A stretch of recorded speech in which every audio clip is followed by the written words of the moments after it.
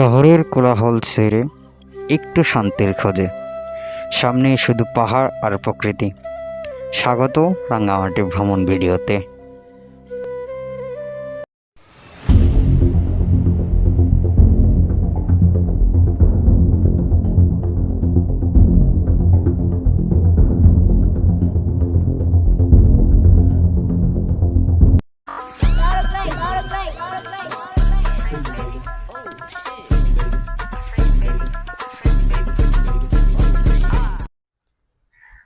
আসসালামু আলাইকুম দর্শক বন্ধুরা, welcome to my new blog.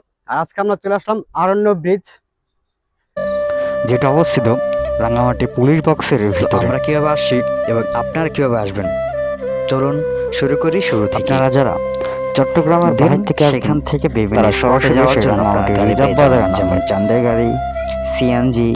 আমরা যেহেতু একটি হাইস নিয়ে আসছি, আপনাদের মতো করে দরদাম করছি, তারপর চলতে ঝামেলা পোহানো লাগে না।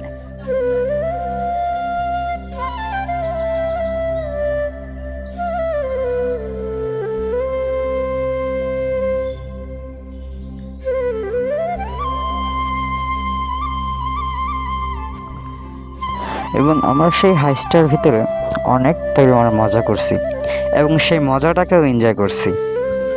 তো চলুন গাড়ির ভিতরে মজাগুলো দেখা যাক।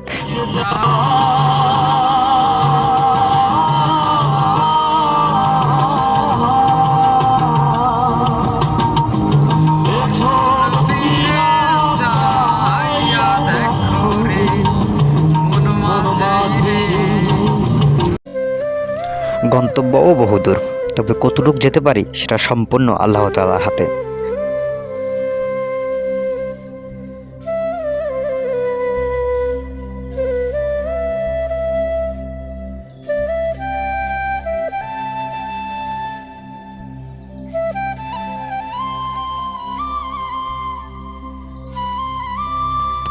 এই মুহূর্তে আমরা আছি আরণ্য ফুটব্রিজের সামনে, আর ফুটব্রিজের সামনেই ফটোশ্যুটের জন্য ব্যবস্থা করা আছে, যেটার ব্যাকগ্রাউন্ডে রয়েছে পুরো আরণ্য পার্ক।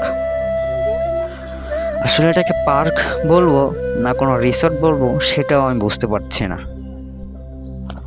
কারণ এই জায়গায় লেখাও নাই কোনো জায়গায় এটা রিসোর্ট না কোনো পার্ক। তো আপনারা আমার মতো করে কিছু একটা বলে। আর এটা সম্পূর্ণ পরিচালিত সেনাবাহিনী দ্বারা। এটা থেকে দেন আবার যাওয়া যায় হ্যাপি আইল্যান্ডে, যেটাতে রয়েছে সুইমিং পুল এবং বাচ্চাদের কিছু ছোট ছোট রাইড।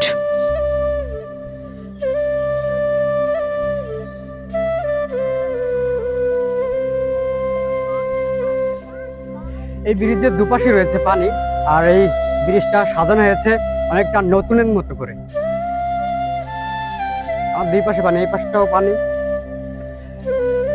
এই পাশটাও রয়েছে পানি, আর রং বেরঙের কিছু লাইট।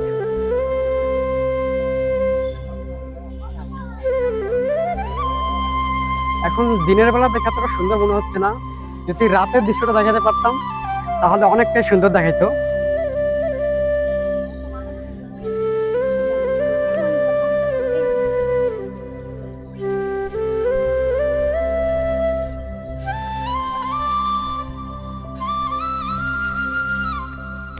এই আরণ্য ব্রিজের আগের অবস্থা কিছুটা এমন ছিল, যেটি একেবারে পুরাতন।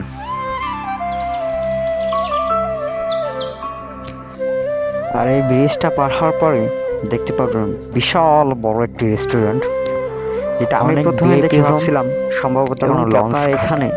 দেন ভিতরে ঢোকার পর দেখবেন তাই পাবেন, পুরাই আর কি অবাক। এখানে অনেক ধরনের খাবার আছে, যেটার মানও ভালো আবার দামও ভালো অনেক।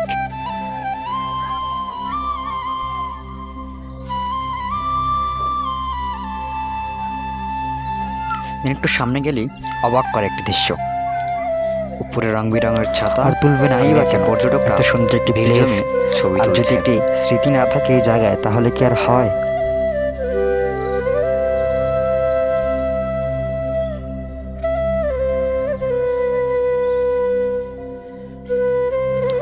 আর তার সামনে ছবি তোলার জন্য কৃত্রিমভাবে তৈরি করা হয়েছে একটি মিনি ঝর্ণা, যেটির দৃশ্য অনেক সুন্দর।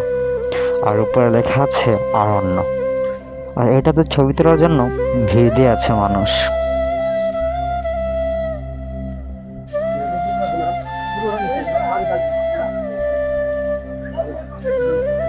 আর এবার আমাদের গন্তব্য হ্যাপি আইল্যান্ডে।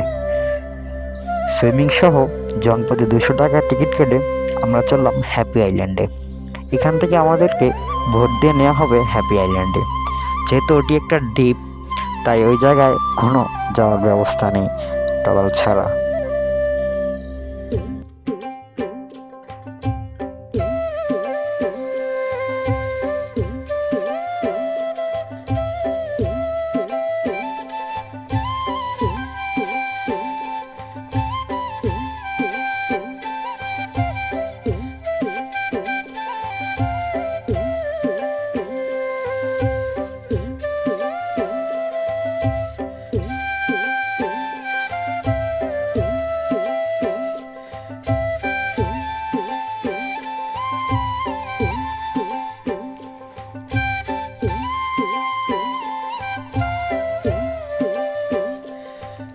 একটু পাখির চোখে দেখা যাক হ্যাপি আইল্যান্ডের দৃশ্য, যেটি উপর থেকে দেখতে অনেক সুন্দর।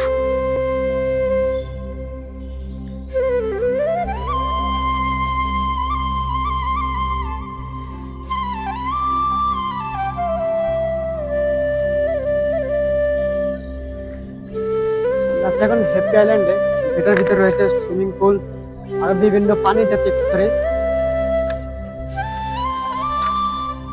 এটা ফাঁকা থাকে। ছয়টা মনে হয়।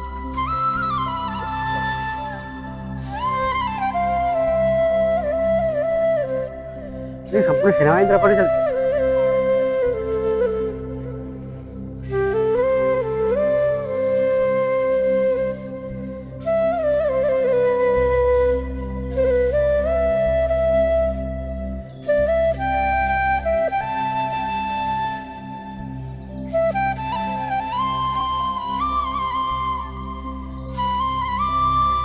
হ্যাপি আইল্যান্ডে, যেটা একেবারে এই খনন করা নদীর মাঝবর্তী একটি স্থানে অবস্থিত। এতে রয়েছে বিভিন্ন ধরনের রাইড, যেমন ওয়াটার ফ্লোন, রয়েছে বিশ্রামের জায়গা, আরো বিভিন্ন রয়েছে ক্যান্টিন। এই জায়গায় আর কি আসলে যত ধরনের জিনিস লাগবে সব এই জায়গায় রয়েছে। আপনারা চাইলে বাইরে থেকে কিছু নিয়ে আসতে পারবেন, নিজের মতো নিজেরাও করে কিছু আনতে পারবেন। এই জায়গায় কেনার মতো অপশন আছে। এই জায়গায় আসতে দেখতে পারবেন বিভিন্ন ধরনের বিভিন্ন জায়গায় লেখা থাকে বিভিন্ন ইনস্ট্রাকশন, যেগুলো আপনার ফলো করা উচিত একেবারে। কারণ যেহেতু সেনাবাহিনী দ্বারা পরিচালিত, তো তাদের আইনগুলো মেনে চলা উচিত, তাহলে আপনাদের জন্যই ভালো হবে।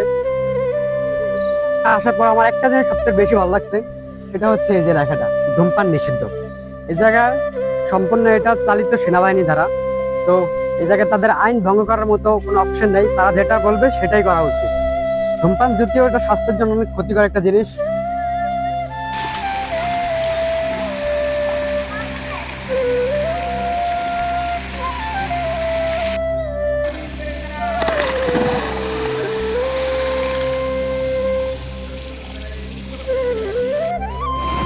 হ্যাপি আইল্যান্ডে আমরা প্রায় 1 থেকে 1.5 ঘন্টা ছিলাম।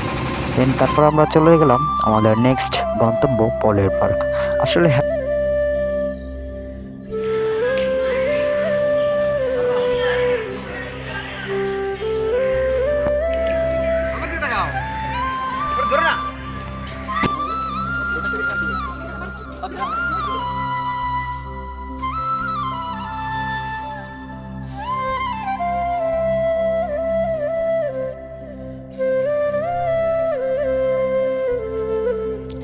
আরণ্য পার্ক থেকে বের হয়ে আমরা আমাদের দুপুরের খাবার শেষ করে নিই রাঙামাটির ছোট্ট একটি বাজার থেকে, যেখানে আমাদের খরচ পড়ে খাবার আইটেমে ছিল থেকে 250 টাকা জনপ্রতি, 3 রকমের ভর্তা আর ডাল। এখন আমরা দাঁড়িয়ে আছি পলয় পার্কের সামনে। এর বাইরে থেকে দেখতে অনেকটা ভয়ঙ্কর লাগে। পলয়ের পার্কের এন্ট্রি ফি জনপ্রতি 50 টাকা। তাই ঢুকতে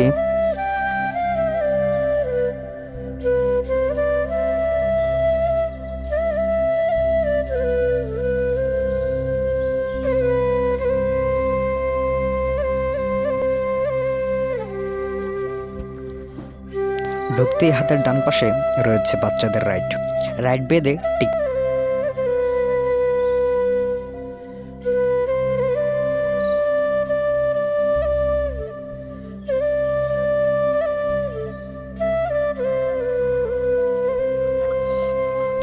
পলোয়ার পার্কে রয়েছে কিছু গ্রামীণ কৃত্রিম দৃশ্য, যেগুলো আজ প্রায় বিলুপ্তের পথে।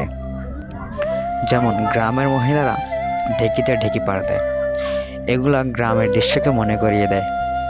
আসলেই অনেক সুন্দর দৃশ্য এগুলা।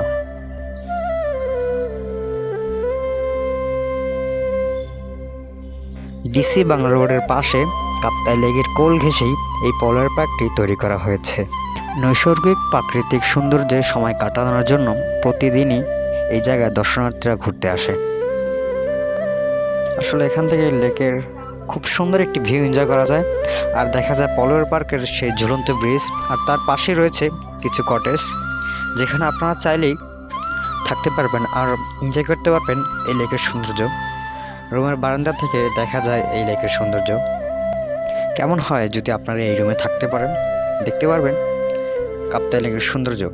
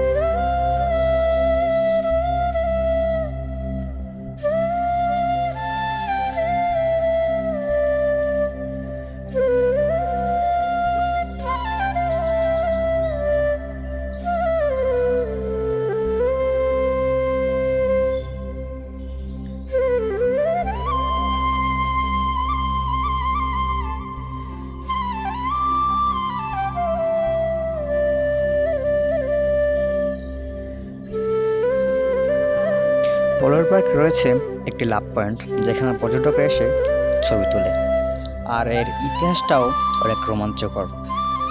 তো চলুন জেনে আসি এর ইতিহাস সম্পর্কে।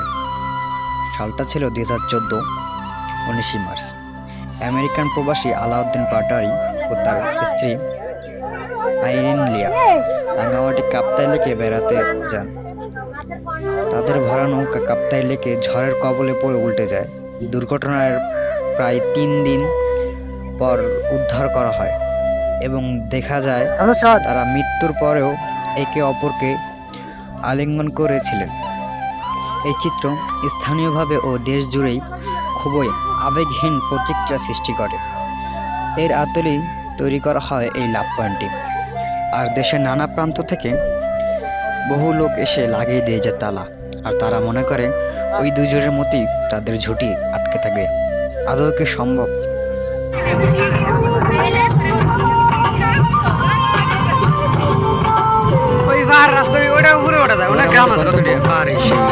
ঐতিহাসিক ঝুলন্ত ব্রিজ, আর ঝুলন্ত ব্রিজের এন্ট্রি ফি জনপ্রতি 30 টাকা।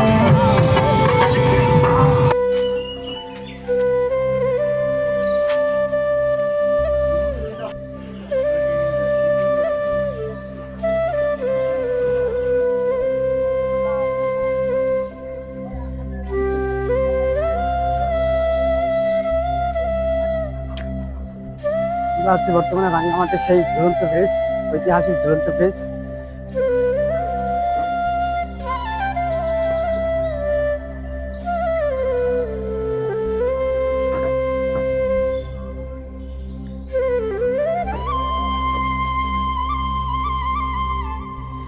তো জ্বলে না, দুপাশে রেলিং, লোহার রেলিং। একেবারে সিমেন্টের তো ভয় না এতটা। পলার পার্কটা ছিল আরো একেবারে আর কি অনেক জ্বলে এটা।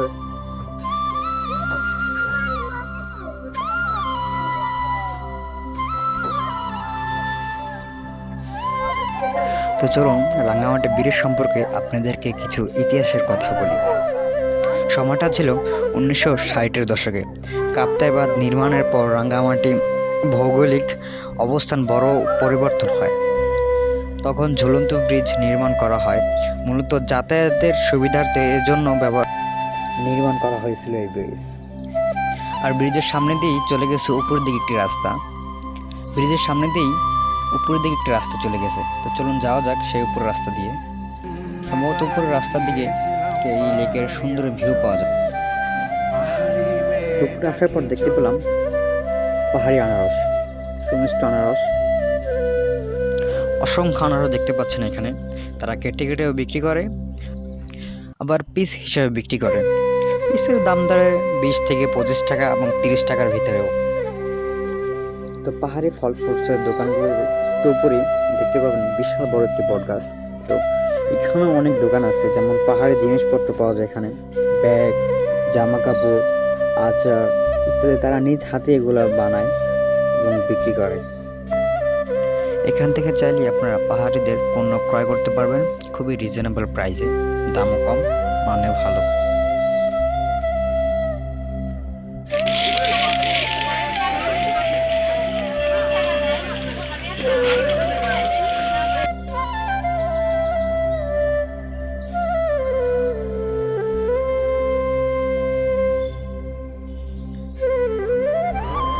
এবার আমাদের গন্তব্য নতুন একটি জায়গা, যেখানে লেখা আছে ওয়েলকাম টু বারবিক।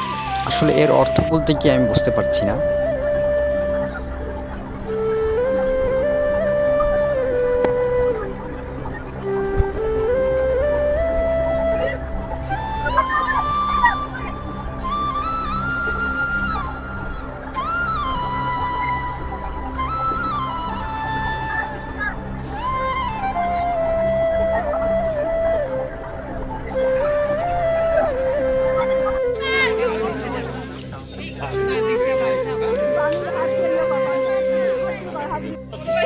জায়গাটা অনেক সুন্দর, ঝিমঝাম পরিবেশ, অনেক সুন্দর। বেশ কয়েকটি কটেজ, যেগুলোরও মান অনেক উন্নত। দেখছেন ঢোল খাচ্ছে আমাদের স্যার আমাদেরকে নিয়ে। আসলেই স্যারকে নিয়ে কিছু কথা বলতে। স্যার, আপনার দিক নির্দেশনা সবসময় অনুপ্রেরণা। স্যার, আপনার শিক্ষা আমাদের জন্য সত্যিই অনেক মূল্যবান।